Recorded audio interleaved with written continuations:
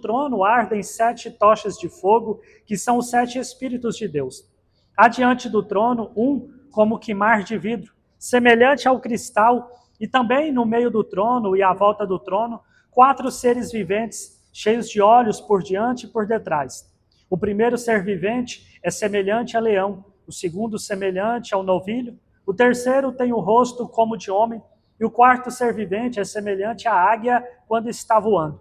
E os 4 seres viventes, tendo cada um deles, respectivamente, 6 asas, estão cheios de olhos ao redor e por dentro. Não tem descanso nem de dia nem de noite, proclamando: Santo, Santo, Santo é o Senhor Deus, o Todo-Poderoso, aquele que era, que é e que há de vir. Quando esses seres viventes derem glória, honra e ações de graças ao que se encontra sentado no trono, ao que vive pelos séculos dos séculos, os 24 anciãos prostrar-se-ão diante daquele que se encontra sentado no trono. Adorarão o que vive pelos séculos dos séculos e depositarão as suas coroas diante do trono, proclamando: Tu és digno, Senhor e Deus nosso, de receber a glória, a honra e o poder, porque todas as coisas tu criastes, sim, por causa da tua vontade, vieram a existir e foram criadas. Quem crê, diga amém. Amém.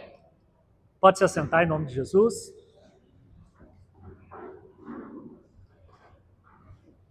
Para você que não tinha feito a sua leitura bíblica ainda hoje, você acabou de ler um capítulo da Bíblia. Glória a Deus por isso. Meus irmãos, nós que aqui estamos aqui porque cremos no Senhor. Nós que aqui estamos aqui porque confiamos nele, porque acreditamos na sua graça, dependemos da sua misericórdia. Estamos aqui porque fomos salvos, fomos alcançados pela graça do Senhor. Estamos aqui porque o Espírito Santo do Senhor nos atraiu e nos conduziu até a presença dele, e por isso nós estamos felizes. Tem alguém que está feliz com o Senhor aqui nessa noite? Nós estamos iniciando essa campanha, Portas Abertas, e nós cremos que de fato o Senhor é o Deus que abre porta. E quando eu estava estudando, meditando sobre o texto que eu iria pregar para os irmãos nessa noite, quando eu estava estudando a palavra do Senhor a respeito do tema que nós vamos falar nessa noite, no próprio livro do Apocalipse, se você voltar aí no capítulo de número 3, na carta, né, na carta de Filadélfia, o próprio Senhor Jesus vai dizer que ele é quem abre porta, e quando ele abre porta, ninguém fecha. No mesmo texto diz também que Jesus também fecha a porta, e a porta que ele fecha, ninguém abre. Quem crê, diga amém. Então repita assim: o nosso Deus é o Deus que abre porta, mas ele também é o Deus que fecha portas. E todas as vezes que nós falamos de Deus, nós já pensamos no milagre, nós já pensamos na bênção, nós já pensamos na prosperidade, não é isso? Nós já pensamos na porta aberta. Só que falar de Deus e falar de porta fechada parece que não é sinônimo, não é isso, pastor Alisson? Parece que quem fechou a porta é o inimigo, né? A gente fala, o inimigo está furioso, porque a porta está fechada. Pastor, eu estou lutando, eu estou correndo atrás, mas o inimigo se levantou, a porta está fechada. E muitas vezes, meus irmãos, a porta está fechada não é porque o inimigo se levantou, é porque o próprio Deus a fechou. Deus abre portas e Deus também fecha portas. Agora veja bem, quando Deus fecha portas para nós, não é porque Deus está querendo nos punir. Quando Deus fecha portas para nós, não é porque Deus é ruim, que Deus é mau, não é porque Deus não quer ver a nossa alegria, não é porque Deus quer ver a nossa vitória, não. Pelo contrário, quando Deus fecha portas para nós, é porque Ele está vendo coisas que nós não estamos vendo. É porque Deus sabe de coisas que nós não sabemos. É porque Deus tem a visão lá da frente do futuro. Então, se existe alguma porta que Deus fechou na sua vida, não se entristeça. E como a pastora acabou de dizer, não murmure, apenas glorifique a Deus, porque se Ele fechou uma porta na sua vida, é porque Ele estava te livrando de algo e Ele estava te preparando para algo maior. Quem crê, diga amém. Amém. E eu estava pensando sobre isso. Existem histórias na Bíblia onde Deus fechou portas? Existem várias. A primeira porta que Deus fechou para o homem foi exatamente lá no Éden, pastor Leonel. Depois que o homem cometeu um pecado, está escrito que Deus lançou o homem para fora do jardim do Éden e colocou querubins na porta do jardim. Para quê? Para impedir que o homem entrasse no jardim. Quem foi que fechou a porta? Deus! O jardim não era um lugar bom. Não era um lugar de delícias, não era um lugar de prosperidade, não era um lugar de fartura. Mas por que é que Deus colocou o homem para fora e fechou essa porta? Exatamente por causa da graça e da misericórdia de Deus. Lá no jardim tinha a árvore da vida. Se o homem comesse daquele fruto, daquela árvore, o homem teria, pastor Leonel, a vida eterna. Ele seria semelhante a Deus, ele nunca ia morrer. Mas o homem, nós sabemos que ao invés de comer da árvore da vida, ele comeu de qual árvore? Do conhecimento do bem e do mal. Ele poderia ter comido daquela árvore, mas só depois que ele tivesse comido da árvore da vida. Ele adquiriu muito conhecimento sem antes ter vida, pastor Leonel. E é isso que acontece com muitas pessoas no nosso meio. Às vezes você conhece pessoas que a cabeça dele está cheia de informação. A cabeça dele sabe cada versículo de cor. A cabeça dele, ele conhece tudo de filosofia, ele conhece tudo de teologia. Só que quando você ouve ele não transmite vida. Por quê? Porque ele comeu primeiro, pastor Alisson, da árvore do conhecimento. Ele ainda não adquiriu vida. Mas o que transforma a minha vida e a sua vida é pessoas que têm vidas para transmitir. Vida de Deus, vida do Espírito, vida de Cristo. É essa vida que o Senhor quer nos dar nessa noite, para que eu e você possamos sair daqui cheios de vida. Depois que nós recebemos vida, aí nós estamos preparados para adquirir o conhecimento daquele que nos salvou. E por que é que ele fechou a porta? Porque o homem cometeu o pecado. E se o homem em pecado tivesse comido da árvore da vida, ele seria eterno, sim ou não?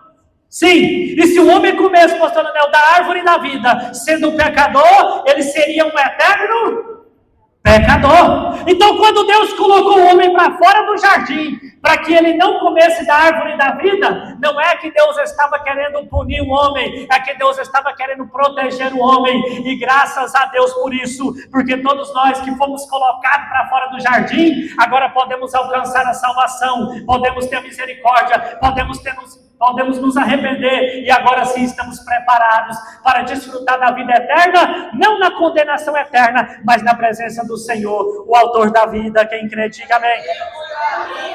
O outro caso que Deus fechou a porta foi quando Deus falou para Noé: Noé, toda a humanidade se corrompeu,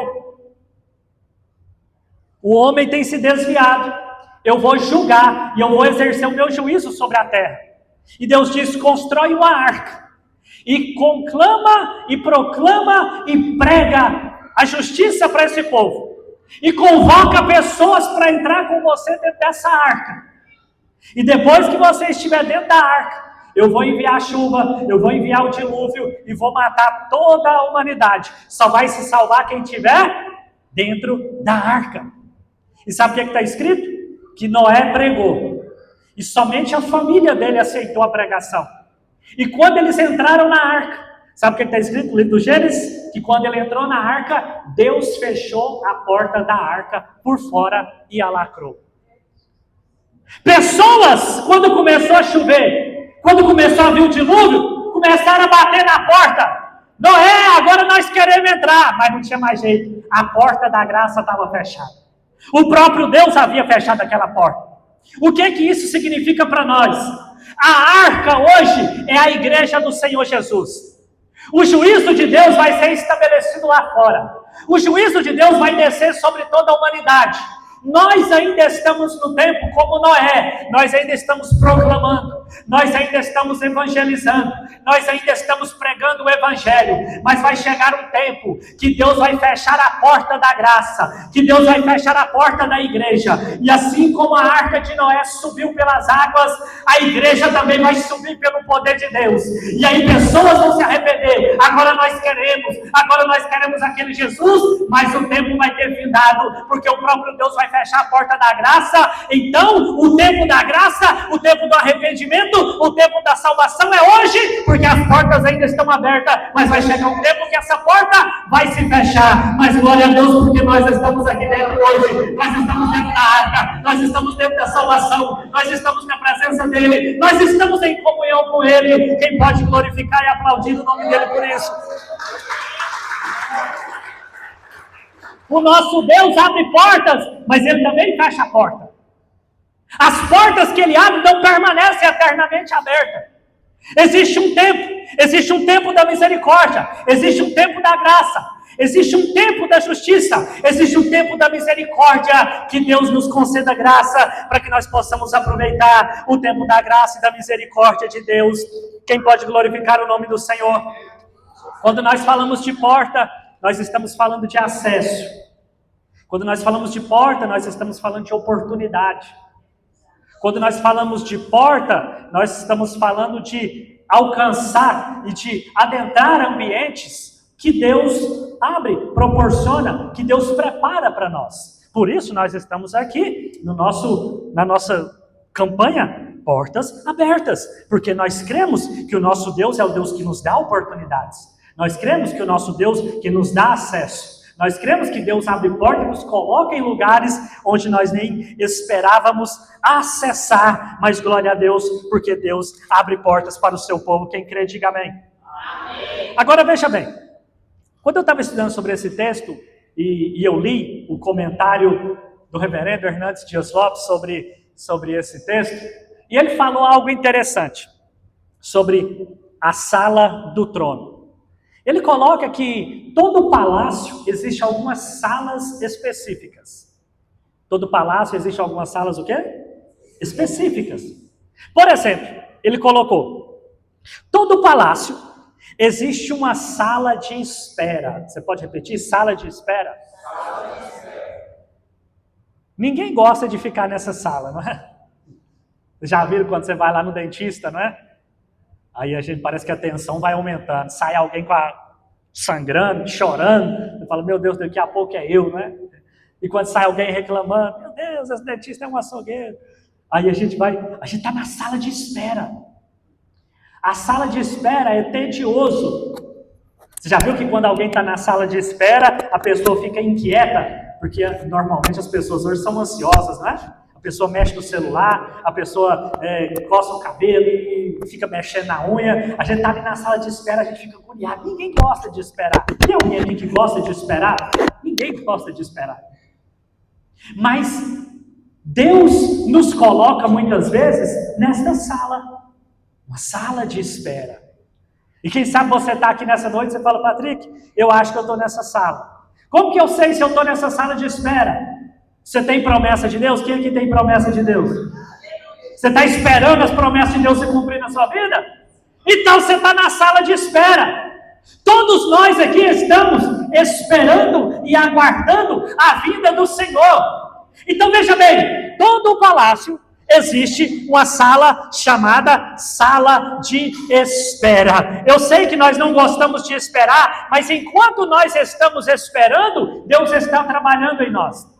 Enquanto nós estamos esperando, Deus está fazendo algo em nós e em nosso favor. Nós costumamos dizer, se Deus está demorando, é porque Deus não demora, Deus capricha, não é assim que a gente costuma falar? Ele está preparando o teu milagre, Ele está preparando a porta, aguarda mais um pouquinho, espera mais um pouco. Veja bem o que está escrito em Salmos de número 40, esperei com paciência no Senhor, e Ele se inclinou para mim. Isaías 40, 31 diz que os que esperam no Senhor renovam as suas forças. Salmo 27, 14 diz, espera no Senhor, e Ele te fortalecerá, e Ele te renovará. Salmo 62, verso 5 diz, espera pelo Senhor em silêncio, e Ele te entregará os inimigos nas tuas mãos. Nós precisamos saber estar nessa sala, a sala de espera. Mas em segundo lugar, doutor Hernandes Dias Lopes também diz que todo palácio existe uma sala chamada sala do banquete. Você pode repetir? Sala do banquete?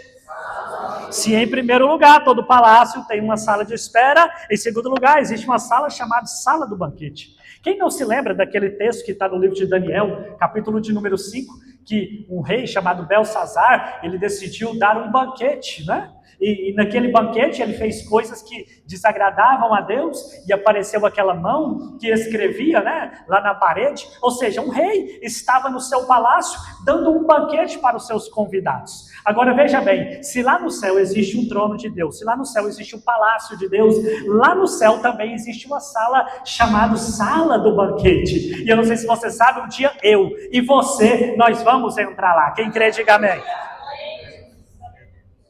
Está escrito no próprio livro de Apocalipse, no capítulo 19, que o Senhor Jesus está preparando uma ceia. O Senhor Jesus está preparando um banquete. Sabe a ceia que nós participamos aqui, uma vez ao mês? Um dia ela acontecerá lá nessa sala do banquete, lá nos céus. Eu vou estar lá. Tem mais alguém aqui que tem certeza que vai estar lá? Nós vamos estar lá participando desse banquete. E sabe quem é que vai nos servir? Sabe quem é que vai ser o garçom naquela noite aqui? Quem nos serve são os diáconos, né? Mas lá nos céus, o dia que o Senhor Jesus estiver dando essa festa, pastor Anel, o dia que o Senhor Jesus estiver dando esse banquete, Ele mesmo vai ser o garçom. Nós vamos estar sentados e Ele vai estar nos servindo. Nós vamos estar sentados e é o próprio Senhor Jesus que vai colocar o pão, o vinho e tudo mais que tiver lá. Nós um dia vamos estar lá nessa sala do banquete. Quem crê, diga amém. Amém. Em terceiro lugar, todo palácio tem uma sala chamada Sala do Tesouro. Se você ler na sua Bíblia, 2 Reis, capítulo 20, diz que o rei Ezequias, ele um dia abriu as portas do seu palácio e levou algumas pessoas desconhecidas lá dentro da Sala do Tesouro. Existe lá nos céus também, no trono de Deus, na casa de Deus, no palácio de Deus, existe uma sala chamada Sala do Tesouro. Quem aqui quer ter acesso a essa sala essa noite? A Sala do Tesouro, pastor Manuel, é onde estão as riquezas de Deus. A sala do tesouro é onde estão as providências de Deus. Quando você ora e fala, Deus, eu preciso da tua provisão. Deus, eu preciso do teu milagre financeiro. Deus, eu preciso da tua providência. Deus, olha lá, meus irmãos, vocês viram que aqui na terra já tem um monte de banco aí que estão falindo. Tem um negócio de um banco master, né? Aí vocês viram como que é o banco aqui na terra. A gente não pode confiar. Existe um banco aí chamado Banco do Brasil. Vocês viram que ele também já está negativado. Aqui na terra, a crise está só aumentando, pastor Anel, e parece que vai piorar. Mas eu quero te dizer nessa noite que eu e você estamos na dependência do banco celestial. Nós estamos na dependência do banco de Deus. Nós estamos na dependência dos tesouros lá de cima. Pode acabar o ouro e a prata aqui na terra, pode acabar e se findar as riquezas aqui na terra, mas o nosso Deus continua sendo o dono do ouro e da prata. Nosso Deus continua riquíssimo, o nosso Deus continua próspero e a nossa provisão vem dele. Quem crê, diga amém. Amém. E em quarto lugar, Reverendo Hernandes Dias ainda diz que todo palácio existe uma sala, que é a que nós acabamos de ler aqui, chamado Sala do Trono. Chamado Sala do quê? A Sala do Trono é a mais importante, é aqui que nós vamos falar agora. A Sala do Trono é onde ele está assentado. O próprio Reverendo Hernandes Dias diz que lá é deixa eu ver que eu anotei aqui, lá é a central de comando de todo o universo. É de lá que saem os decretos. É de lá que saem as ordenanças. É de lá que Deus libera a sua autoridade. É de lá que Deus está reinando. Você veja que no livro do profeta Ezequiel, quando ele viu o trono de Deus que se movia, e ele viu que aquele que estava assentado governava e dominava sobre reis, sobre tronos, sobre as nações, é sobre esse trono que ele estava falando. Nós precisamos entender que lá no céu existe uma sala chamada Sala do Trono, e nós precisamos entender que o nosso Deus, o nosso Senhor, está assentado lá.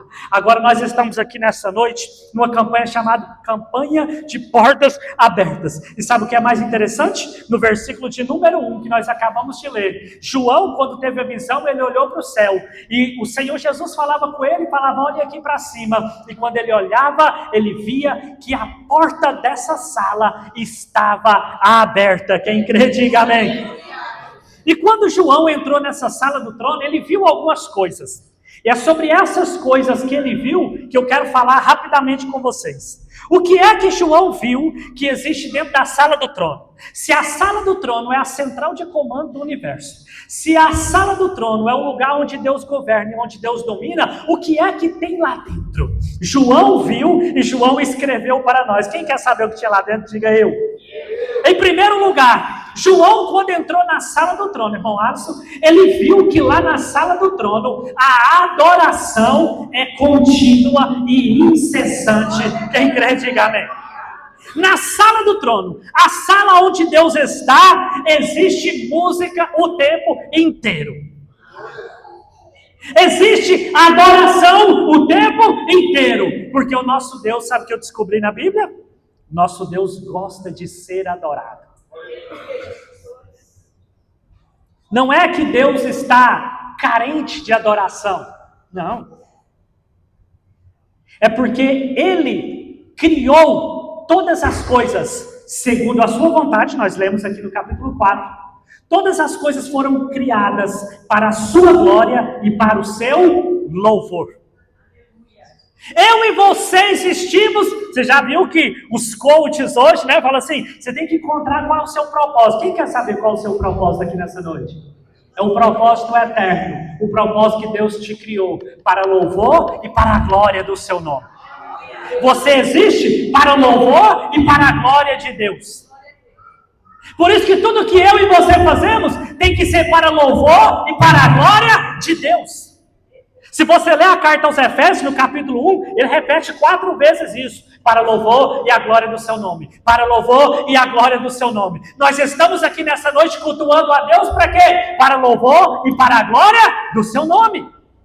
Patrick, se eu me casar, que você se case para o louvor e para a glória do nome dele. Patrick, se eu cantar, cante para o louvor e para a glória do nome dele. Patrick, se eu ofertar, oferte para o louvor e para a glória do nome dele. E se eu for pregar, pregue para o louvor e para a glória dele. Patrick, se eu for comprar uma casa nova, compre uma casa nova para o louvor e a glória dele. Tudo que eu e você vamos fazer não tem que ser para nós aparecermos, para nós sermos engrandecidos, mas tudo que eu e você fizermos tem que ser para louvor e para a glória do nome do Senhor.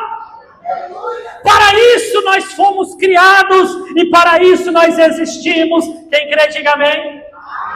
Olha o verso 8 ao 11, o que diz: e os 4 seres viventes, tendo cada um deles respectivamente 6 asas, estão cheios de olhos ao redor e por dentro, não tem descanso, nem de dia e nem de noite, e estão proclamando: Santo, Santo é o Senhor Deus, o Todo-Poderoso. Eles estão de dia e de noite adorando ao Senhor. Quem aqui é verdadeiro adorador pode glorificar e exaltar o nome dele.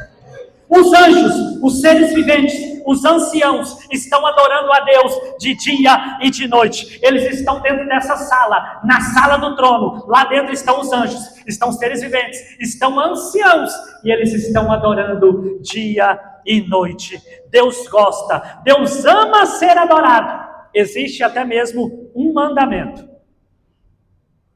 aonde Deus diz: somente ao Senhor teu Deus adorarás, e somente a Ele prestarás culto. Deus leva tão a sério, pastor Leonel, a questão da adoração, que ele diz: a adoração só pode ser direcionada para Deus. Quando eu digo glorificado, adorado, eu não posso direcionar isso para mais ninguém, só para Deus. Patrick, nem Maria, mas nem os apóstolos, santos apóstolos, nem os santos apóstolos. Patrick, se eu fizer uma festa em louvor e agradecimento ao pastor Leonel, não pode. Você só pode louvar e adorar aquele que está assentado na sala do trono. Mas Patrick, e os anjos?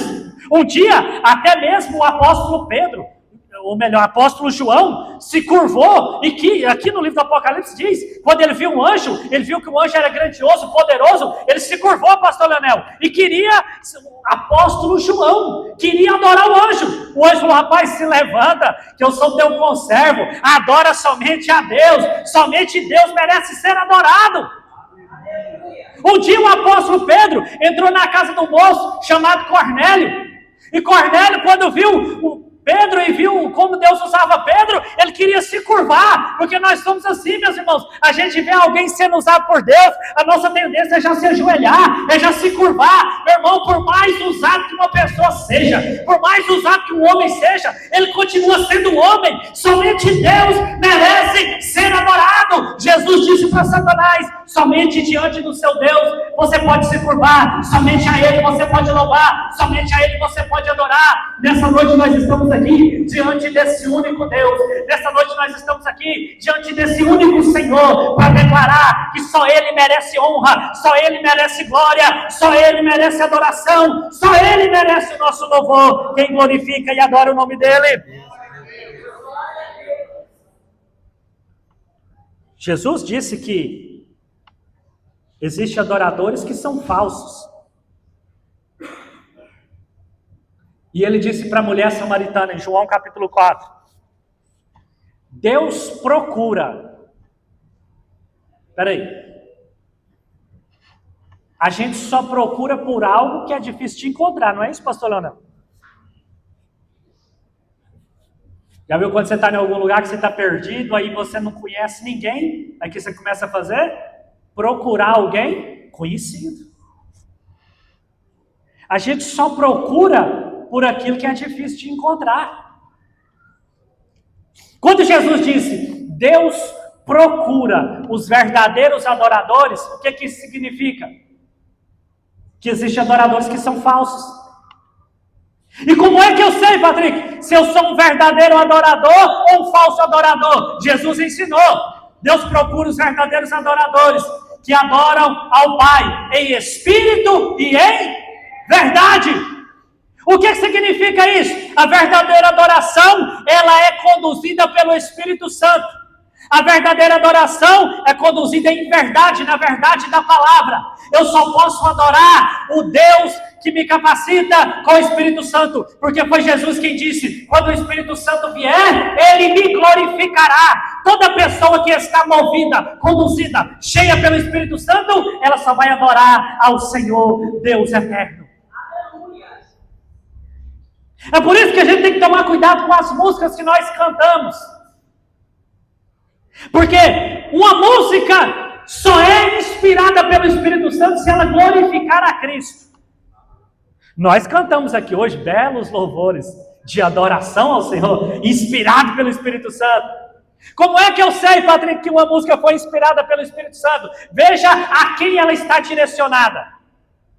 Se a música estiver direcionada ao homem, não foi envolvida pelo Espírito.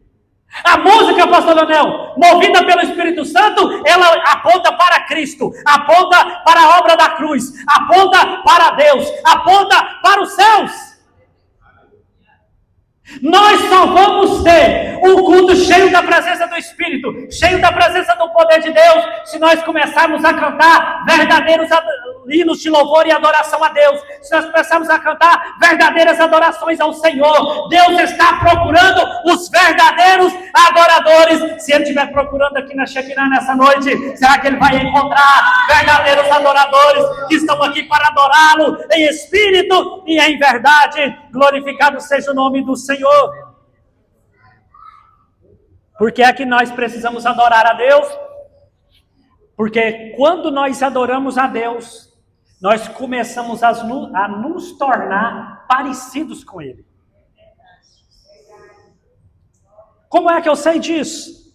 O Salmo de número 115 está escrito: maldito seja aquele que pegou uma madeira ou gesso e fez um ídolo, fez uma imagem, porque essa imagem tem olho e não, tem boca e não, tem nariz, mas não, tem ouvidos, mas não, tem mãos e não apalpam, tem pés, mas não andam, não se movem. E o texto diz: torne-se semelhante a eles, todos aqueles que os fazem, todos aqueles que o adoram. Qual é o princípio aqui? Deus está dizendo, quem faz um ídolo, quem faz uma imagem de escultura, se torna semelhante a ele. Ou seja, aquele que adora, aquele que idolatra, aquele que engrandece e exalta uma imagem de escultura, se torna semelhante a ele. O princípio é, eu me torno parecido, eu me torno semelhante àquele a quem eu adoro. Se nós adoramos a Deus, nós nos tornamos parecidos com quem? Com o próprio Deus. Quanto mais eu e você o adorarmos, mais nós seremos parecidos com Ele. Vocês se lembram que um dia Moisés estava orando, buscando a Deus, e ele subiu para o monte, e ele ficou tão afundado, ele ficou tão mergulhado na adoração, que ele passou 40 dias, irmã Carla, sem comer e sem beber, jejuando. Porque assim, quando a gente entra, é isso, pastora Cláudia, a senhora já entrou na presença de Deus assim, que a senhora perdeu a noção do tempo? A senhora falou, acho que já passou uns 10 minutos. Quando foi ver, meu Deus, já passou 2 horas. Porque na presença de Deus é a presença da eternidade. Na eternidade, pastor André, o tempo não é contado. É por isso que quando a gente entra lá, a gente perde a noção do tempo. A gente até pode falar assim, não, eu vou orar ali, vou orar só 30 minutos. A gente pode controlar, mas meu irmão, se você conseguir acessar a presença de Deus, se você conseguir entrar na presença de Deus, pode ter certeza, o seu relógio vai ficar despertando, você vai perder a hora, porque quando nós entramos na presença de Deus, nós estamos entrando na eternidade. E Moisés subiu para o monte. Era para ir de dia e voltar de noite. Ele ficou 40 dias, adorando a Deus, buscando a Deus. Quando Moisés desceu do monte, o que aconteceu com ele? O rosto dele estava brilhando como a face de Deus. As pessoas não conseguiam olhar para ele, a ponto que Moisés precisou colocar um véu para as pessoas poderem olhar para ele e falar com ele. É isso que acontece comigo e com você quando nós adoramos a Deus. Quando nós adoramos a Deus, nós nos tornamos parecidos com ele. Quando é que nós adoramos a Deus, Patrick? Nós adoramos a Deus quando nós cantamos. Nós adoramos a Deus quando nós oramos. Nós adoramos a Deus quando glorificamos. Adoramos a Deus quando bendizemos. Adoramos a Deus quando praticamos obras de justiça. Adoramos a Deus quando guardamos a tua palavra. Adoramos a Deus enquanto estamos aqui no culto, cultuando a Ele. Tem adorador aqui nessa noite que pode glorificar e exaltar o nome dEle? Em primeiro lugar, quando João entrou na sala do trono, ele viu que lá a adoração era incessante. Que a adoração a Deus na minha vida e na sua vida também seja incessante. Que nós não vemos falar assim, vamos passar por um momento de adoração agora. Não, eu entendo, o momento de adoração a gente fala que é um momento de louvor, mas a palavra também é adoração. Reverência à palavra também é adoração. Ouvir a palavra dele também é adoração. Ofertar também é uma hora de adoração. Quando nós estamos orando, todo o culto, pastora Cláudia, é um culto de adoração. Quando você entra por essas portas, já entra glorificando e adorando. Que a nossa vida seja uma vida de adoração. Quem crê, diga amém. Amém. Em segundo lugar, vou acelerar para a gente já concluir. Em primeiro lugar, ele viu que na sala do trono a adoração era incessante. Em segundo lugar, ele viu que na sala do trono existia muito fogo. Existia muito o quê? Fogo. Olha o verso 5. Apocalipse capítulo 4, verso 5. Do trono saem relâmpagos, vozes e trovões. E diante do trono ardem 7 tochas de... 7 tochas de quê? Só quem está acompanhando com a Bíblia. 7 tochas de quê? 7 tochas de fogo, que são os 7 Espíritos de Deus. O livro de Hebreus diz que o nosso Deus, ele é um fogo consumidor. E aqui eu quero gastar alguns minutos com os irmãos para a gente falar sobre algo importante. Porque outro dia um amigo se aproximou de mim e ele falou, Patrick, a gente aqui está ensinando uma coisa que muito errada já tem tempo. E aí eu perguntei, o quê? Então, mostra o que a gente está ensinando errado, que a gente vai corrigir. Porque a gente está falando aqui, Patrick, sobre fogo, fogo de Deus. Só que o fogo de Deus na Bíblia é juízo. Tá? Em partes é verdade. Pois é, então fala lá, no Deus batiza com fogo, não sei o quê. Isso tudo é juízo. Eu falei, tá, então me mostra os textos e me explica. Se você me convencer, a gente muda. Eu falei, não, é porque eu estava lá no TikTok. Eu falei, pronto, eu já sei. Teólogo de TikTok, entendi. E tá, o que você viu lá no TikTok? E aí eu vi um moço falando que a gente fala, Senhor, vem com o teu fogo, vem com o fogo, não sei o quê, mas na Bíblia o fogo é o juiz de Deus. Aí eu falei, tá, quanto tempo foi o vídeo que você viu? Ele falou, uns 30 segundos. Eu falei, então eu também vou te ouvir só por 30 segundos. Eu falei, eu fiquei 7 anos da minha vida, 6, estudando num seminário teológico. Então você vai ter que ficar 6 anos me ouvindo agora. Porque você está baseando a sua tese em 30 segundos de um vídeo. Agora eu vou te dar uma resposta baseada em 6 anos de estudo. Aí ele falou, 6 anos é muito, mas resume aí. Então tá, você quer aprender, eu vou te ensinar. Aí ensinei para ele, ele falou, rapaz, eu nunca tinha pensado nisso. Eu falei, pois é, você já leu esse texto? Não, então para esse TikTok e vai ler a Bíblia, meu filho. Veja bem, sempre que Deus se manifesta... Deixa eu te perguntar aqui, lá no inferno existe fogo, sim ou não? Sim. Quem acendeu o fogo do inferno? Então lá tem um fogo de quem? É o fogo de Deus. Lá no céu existe fogo? Vocês estão na dúvida? Mas nós acabamos de ler aqui, ué, na sala do trono tem fogo lá dentro. Lá no céu tem fogo? Quem acendeu o fogo lá no céu? Então o fogo do céu quem acendeu? Quem acendeu o fogo do inferno? Então o mesmo fogo que tem no céu não é o mesmo que tem no inferno?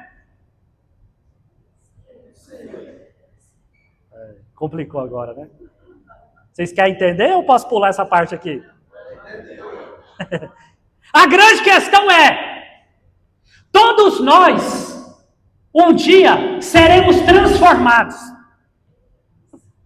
Está escrito que nós, Paulo falou, nem todos morreremos, mas todos seremos transformados.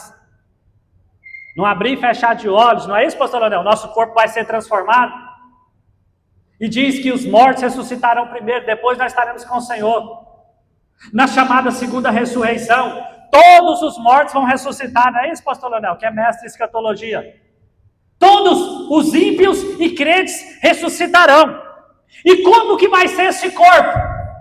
Nós vamos estar, nós os salvos, vamos receber um corpo glorificado, que nos capacite a estar na presença de Deus. E os ímpios vão receber também um corpo que vai estar na condenação eterna, recebendo o juízo do fogo de Deus. Nós vamos receber um corpo que nos capacita a estar na presença do fogo do Espírito. Enquanto o ímpio, o corpo dele vai receber tormento e condenação no mesmo fogo de Deus. Vocês ainda não estão crendo, né? Vamos para os textos, então. Anotei alguns aqui. Hebreus 10 diz que o nosso Deus é um fogo consumidor. Mas ele é um fogo consumidor para quem? Para os pecadores. Nós somos filhos de Deus. O apóstolo Pedro escreveu na sua segunda carta que nós que recebemos ao Senhor, agora somos participantes da natureza divina. O fogo purifica, o fogo transforma a matéria, o fogo aquece. Um dia, Deus apareceu para Moisés. E quando Deus apareceu para falar com Moisés, ele apareceu na onde? Numa sarça que ardia em quê? E fogo. Deus apareceu para falar com Moisés da onde? Do meio do fogo. Quando Deus pegou o povo dele, colocou para entrar na terra prometida, eles passaram pelo deserto. O Espírito Santo estava com eles, representado de dia por uma nuvem, e à noite era uma coluna de quê? Coluna de fogo. Eu te pergunto, a sarça ardente era um juízo de Deus para Moisés? Não, era manifestação de Deus. A coluna de fogo com o povo no deserto era juízo de Deus? Não, era proteção de Deus, porque à noite fazia muito frio. Então Deus vinha na coluna de fogo para aquecer e proteger o povo dele. Em terceiro lugar, quando Elias foi levado aos céus, ele não foi levado numa carruagem. Ele foi levado aonde, pastor Leonel? Num redemoinho. Mas apareceu carruagens de quê? Carruagens de fogo. Jeremias 23, 29 diz que a palavra de Deus é fogo. Levítico capítulo 6, verso 12 diz: o fogo arderá continuamente sobre o altar e não se apagará.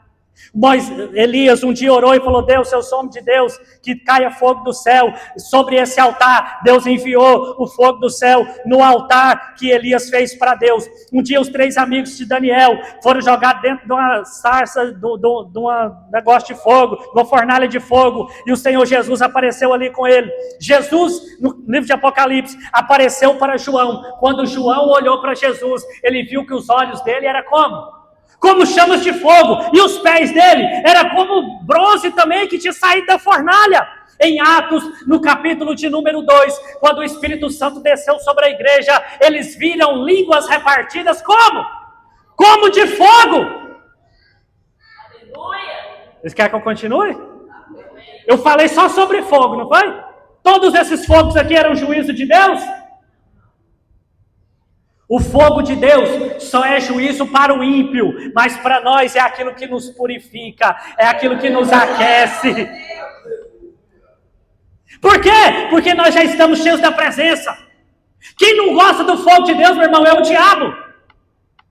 O apóstolo Paulo um dia chegou numa ilha e estava fazendo muito frio, e eles foram pegar alguns gravetos para poder fazer ali uma fogueira, para poder eles se aquecerem. E está escrito que quando ele estava tirando ali os gravetos, apareceu uma serpente, e quando a serpente viu o fogo, ela saiu correndo.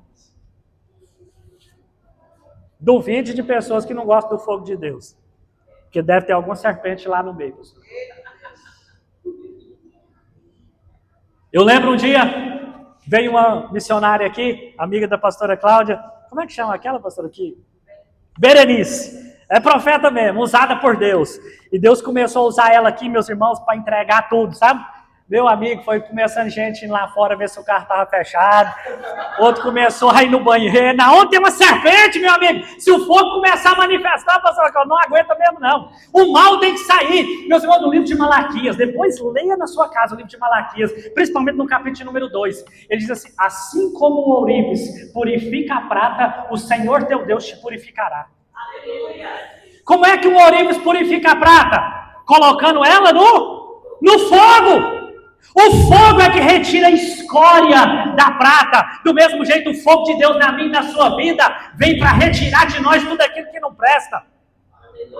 O que é o batismo de fogo? É quando Deus te coloca numa situação para te purificar, para tirar de você o que não presta, para poder arrancar de você aquilo que é imundícia, que é escória, aquilo que é do mundo. Quando o batismo de Deus vem na nossa vida, quando o batismo do Espírito Santo vem na nossa vida, ele vem com labaredas de fogo para nos purificar, para tirar toda a contaminação, para tirar tudo aquilo que não presta. O fogo de Deus tem que arder sobre o altar, o fogo de Deus tem que arder dentro da igreja para expulsar todo o mal, para aquecer aquele que está frio, para poder tirar o que não presta do nosso meio. Glória a Deus. Cadê os pentecostais do fogo aí? Vocês já estão convencidos agora do fogo de Deus? Ou estão igual os, como diz o Feliciano, os sorveterianos, né? Então, em segundo lugar, já estão partindo para o encerramento. Em primeiro lugar, ele viu que lá na sala do trono, pastora Cláudia, tinha uma sala de espera. Em segundo lugar, ou melhor, em primeiro lugar, ele viu que a adoração era contínua, ele viu que na sala do trono existe fogo, e em terceiro lugar, ele viu que a sala do trono, ele olhou para o trono, ele viu que o trono está ocupado. Você pode repetir isso? O trono está ocupado. O trono não está vazio, meus irmãos. Eu sei que existem momentos na nossa vida, principalmente agora, a situação que estamos vivendo no Brasil, eu sei que parece que Deus perdeu o controle, não parece? A iniquidade aumentou demais. A corrupção aumentou demais. O pecado avançou demais. As coisas ruins estão demais. Coisas que antes, meus irmãos, a gente ouvia falar que aconteceu lá na China, no outro dia está aqui na nossa porta. Eu lembro que a gente lia aqueles jornais chamados Barra Pesada, não sei se vocês lembram, lá de Brasília, né? Fulano matou o outro com a martelada. A gente daqui falava, meu Deus do céu, que coisa terrível. Hoje acontece perto de nós aqui. A maldade que antes estava em lugares específicos, As pessoas perderam o temor. Vocês vejam aí, a gente não assiste, mas a gente vê os vídeos, né, aí nas notícias. Como que é os carnavais de hoje? É o diabo lá, bonitão, não é? Com o tridente na mão, e Jesus é um coitadinho no chão, não é isso? E o capetão lá pisando na cabeça, eles debochando. Assim, o nível de temor das pessoas diminuiu demais. E a gente se pergunta, Deus, até quando? Quando é, Senhor, parece que o maligno está vencendo. Parece que o mal está prosperando. Eu faço tudo certo, Senhor, não passo cheque sem fundo, eu compro, eu pago, eu sou honesto com as minhas coisas, e parece que as coisas não prosperam. Aí tem um vizinho meu que faz tudo errado, eu coloco o óleo mais grosso no motor do carro para vender como se fosse novo, ele falsifica documento, ele mexe, ele engana e ele está prosperando, e parece que eu que estou fazendo tudo certo, não está avançando. Quem já se sentiu assim? Não parece que depois que a gente ficou crente, as coisas ficou pior para nós? Porque antes lá no mundo não era assim? A gente pegava um carro com 300 mil quilômetros rodado, ia lá na loja e falava, põe aí com 80 mil, e vendia como estava novinho. Agora que a gente é crente, não pode fazer isso mais.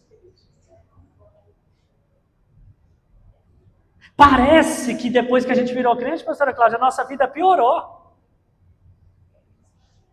Mas vocês lembram que eu falei no começo que Deus abre porta, mas Deus também fecha porta? É melhor uma porta fechada por Deus do que uma porta aberta pelo diabo. É melhor a gente viver um momento de porta fechada, mas com a presença de Deus, do que estar entrando numa porta aberta que não foi Deus que abriu. Parece que as coisas estão difíceis, mas João olhou para o trono, pastora Cláudia, e ele viu aquele que estava sentado no trono. Deus continua assentado no trono, e no momento certo ele vai se manifestar, no momento certo ele vai agir, no momento certo ele vai entrar com providência, no momento certo ele vai fazer aquilo que precisa ser feito. Quem crê glorifica o nome dele nessa noite.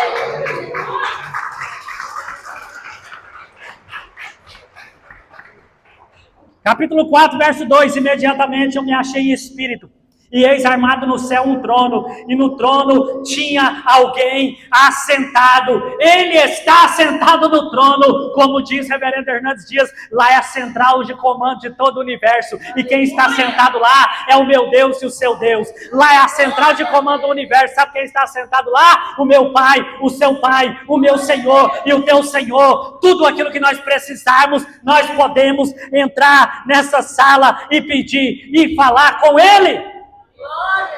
Salmo 11, verso 3 e 4 diz: quando os fundamentos da terra estão abalados, o que poderá fazer o homem?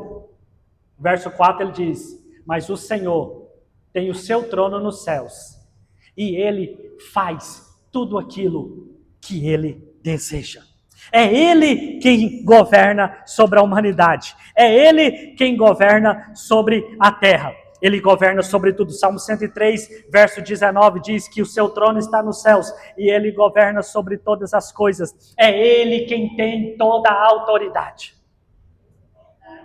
Jesus, antes de ir embora, Ele se encontrou com seus discípulos aqui na terra e Ele disse assim: eis que é-me dado todo o poder nos céus e na terra. Todo o poder e toda a autoridade está nas mãos de Deus. Pode parecer que Ele está demorando, pode parecer que Ele se esqueceu, pode parecer que o mal está prevalecendo, mas continue fazendo aquilo que é certo. Pode parecer que o seu colega, o seu vizinho de trabalho está prosperando mais, continue fiel a Deus, continue na obediência, continue andando no caminho certo, que no momento certo Ele vai se inclinar ao teu favor, no momento certo Ele vai abrir a porta para você, no momento certo Ele libera a cura, no momento certo Ele libera a providência, no momento certo Ele vai te honrar, no momento certo as coisas vão acontecer. Quem crê diga amém.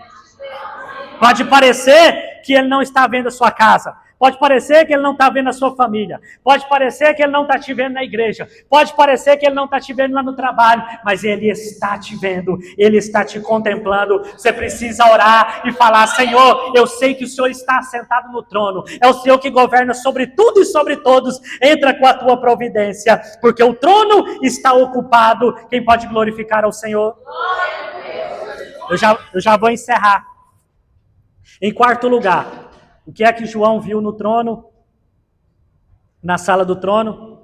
ele viu que a porta está aberta. Ele viu que a porta está o quê? Aberta. Se coloque de pé para a gente começar a encerrar. Foi o primeiro versículo que nós lemos. Depois dessas coisas olhei, e eis que não somente uma porta aberta no céu. Uma porta aberta no céu. Uma porta aberta no céu. A direção que Deus me deu nessa noite é o início dessa campanha. Campanha de portas abertas. E a direção que o Senhor me deu foi essa. Que a primeira porta que Ele quer que nós adentremos é essa porta que está aberta no céu. Aleluia! Porque é de lá que sai o comando para todas as demais portas. Essa porta continua aberta para mim e para você. João olhou e Jesus disse, aqui está uma porta aberta no céu. Eu não sei se vocês sabem, mas ninguém poderia entrar lá. Ninguém podia entrar nessa sala. Mas nós agora, como diz o escritor aos Hebreus, pelo sangue de Cristo, agora nós temos acesso, pelo novo e vivo caminho. Agora nós temos acesso à presença dEle. Agora nós temos acesso ao trono dEle. Agora a porta dos céus está aberta e eu e você, quando nós fechamos os nossos olhos, quando nós dobramos os nossos joelhos, o escritor aos Hebreus diz, no capítulo de número 4, verso de número 16, que nós agora podemos, com ousadia, entrar na sala do trono do Senhor. Se eu e você formos aqui na sala do prefeito, vai ser difícil, não vai entrar lá para falar com ele? Você vai ter que marcar horário, vai ter que falar com o secretário, não é isso? Vai ter que ver que dia que ele pode, e se ele for te atender vai ser rapidinho, vai ser difícil. Imagine você se você fosse querer falar com o governador, ia ser mais difícil ainda, não ia? Imagine se você fosse falar com um deputado. O presidente, eu acho que você não vai querer falar com ele, mas vamos supor que você quisesse um dia falar com o presidente, seria mais difícil ainda, não seria? Agora olha só que interessante, a sala do trono, lá quem está lá não é um vereador, quem está lá não é um prefeito, quem está lá não é um deputado, quem está lá não é um presidente de uma nação. Sabe quem é que está lá? O Deus Todo-Poderoso. É Ele quem decreta as ordens para todos os demais reis. Todos os outros tronos, existe aqui, não existe? Acho que são 11, né? São tronos. STF, eles se sentem deuses, né? Porque acima deles, para eles não tem ninguém, não é isso? O que ele falou está decretado. Eles acham que são deuses. Mas eu creio no que está escrito em Daniel, capítulo 2, verso 20 em diante. Senhor, tu estás assentado no teu trono, e é o Senhor quem coloca reis e retira reis. Os reis aqui da terra não vão ter tempo para nos ouvir. Eles vão falar, quem é que está querendo falar comigo aí? Não conheço. Mas aquele que está assentado lá na sala do trono, aquele que está assentado no trono, ele te conhece. E ele te chama não só de criatura, mas ele te chama de filho. Você pode agora entrar com ousadia, é isso que a Bíblia diz. Agora nós temos ousadia para entrar diante do trono da graça e pedir por misericórdia, e pedir por favor, e pedir por ajuda, e pedir por socorro, e pedir por providência. Feche os seus olhos nessa hora, vamos orar. Aqui na terra pode ser que existem portas fechadas para você, mas eu quero te dizer que João escreveu que essa porta lá nos céus, ela continua aberta para mim e para você. Lá, ele recebe o pobre, ele recebe o rico, ele recebe o branco, o negro, o órfão, a viúva. Lá ele recebe cada um que passou pelo sangue de Cristo. Feche os seus olhos, vamos falar com ele nessa hora. Pai, nós te glorificamos, nós te adoramos. Senhor, eu te glorifico pela tua palavra que foi pregada nessa noite. Nós estamos iniciando, Senhor, essa campanha Portas Abertas. Senhor, nós te glorificamos porque nessa noite nós ouvimos a tua palavra e existe uma porta aberta nos céus. Senhor, e essa porta dá acesso ao teu trono. Senhor, nessa nessa noite. É isso que o Senhor quer que eu fale para o teu povo, para a tua igreja, para os teus filhos. Que nós temos agora ousadia para entrar diante do trono do Senhor, para entrar na tua presença, para falar com o Senhor, para clamar ao Senhor, para pedir ao Senhor. Meu Pai, o teu povo aqui está. O Senhor conhece cada porta que cada um precisa. O Senhor conhece a necessidade de cada um. O Senhor conhece a dificuldade que cada um de nós estamos enfrentando. Mas nessa hora, meu Pai, nós entramos diante da tua presença. Nós entramos na sala do trono. E eu peço ao Senhor, meu Pai, entra com a tua providência. Entra, Senhor, com a tua visitação. Entra com a tua graça. Entra com a tua misericórdia. Entra com o teu favor. Entra com o teu socorro. Abre portas para o teu povo nesta noite. Abre portas para a tua igreja nesta noite. Tira toda barreira. Tira toda dificuldade. Tira todo impedimento. Senhor, abre a porta, Senhor Jesus, da providência. Abre a porta da cura. Abre a porta do milagre. Abre a porta da provisão. Abre a porta da libertação. Abre a porta da paz. Abre a porta da alegria. Abre a porta, Senhor Jesus dos céus. Abre as portas sobre a tua igreja nesta noite, meu Pai. Nós cremos no teu poder. Nós cremos na tua graça. Nós cremos no teu favor. Por isso, nessa noite, meu Pai, nós oramos agradecidos a Ti. Quem pode glorifica e aplaude o nome do Senhor. Glória a Jesus, que maravilha, aleluia. Você